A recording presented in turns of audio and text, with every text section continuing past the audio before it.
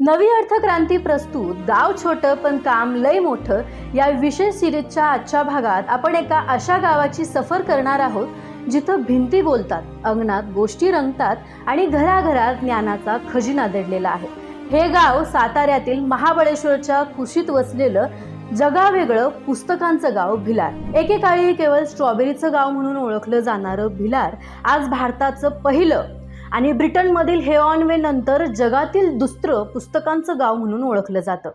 4 मे 2017 रोजी सुरू झालेला हा प्रकल्प आज महाराष्ट्राच्या सांस्कृतिक पर्यटनाचा अविभाज्य भाग बनला आहे। गावात आज मितीस 30,000हून अधिक पुस्तकं वाचकांसाठी उपलब्ध आहेत।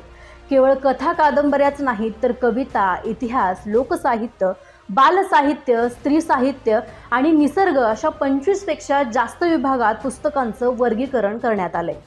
गावातील सुमारे 30 ते 35 घरांमध्ये हक्काची वाचनालय थाटण्यात आली आहेत। ज्या घरांमध्ये ज्या विषयाची पुस्तकं आहेत त्या घरांच्या भिंतीवर त्या विषयांशी संबंधित अतिशय सुंदर चित्र काढलेली आहेत। भिलारची सर्वात मोठी खासियत म्हणजे इथली पुस्तकं काचेच्या कपाटात किंवा बंद ग्रंथालयात नाहीत। गावातील ग्रामस्थांनी स्वतःची घरं वाचकांसाठी खुली केली आहेत। इथे येणाऱ्या कोणत्याही पर्यटकाला पुस्तक वाचण्यासाठी एकही रुपया मोजावा लागत नाही। तुम्ही कोणत्याही घराच्या ओसरीवर, अंगणात बसून किंवा बाल्कनीत बसून आरामात पुस्तक वाचू शकता। इथले ग्रामस्थ केवळ घर देत नाहीत तर वाचकांना प्रेमाने चहा पाणीही विचारतात। हा अतिथी देवो भवचा मंत्र देतात। तुम्ही गावात शिरलात की तुम्हाला जाणवेल की जर एखाद्या घरात संत साहित्याची पुस्तकं असतील तर त्या घराच्या भिंतीवर विठ्ठलाचं किंवा संतांचं चित्र असेल। जर एखादं घर बाल साहित्यासाठी असेल तर तिथे तुम्हाला चिमणी, कावळा किंवा परीकथांची चित्र दिसतील। हे व्हिज्युअल ब्रँडिंग पर्यटकांना आकर्षित करण्यासाठी मोठी भूमिका बजावतं। पुस्तकांचं गाव झाल्यामुळे भिलारच्या अर्थव्यवस्थेला नवी दिशा मिळाली आहे।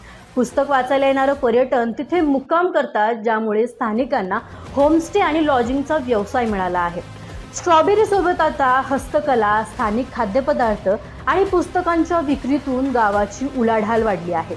येथे नियमितपणे साहित्य संमेलन, कवी संमेलन आणि कार्यशाळा आयोजित केल्या जातात।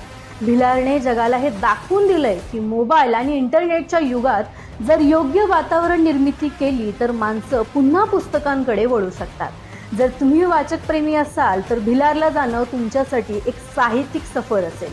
तुम्हाला वाचायला आवडतं का आणि तुमचं सर्वात लाडकं पुस्तक कोणतं आहे आम्हाला कमेंटमध्ये नक्की सांगा। भेटूया उद्याच्या भागात अशाच एका छोट्या गावची मोठी गोष्ट घेऊन।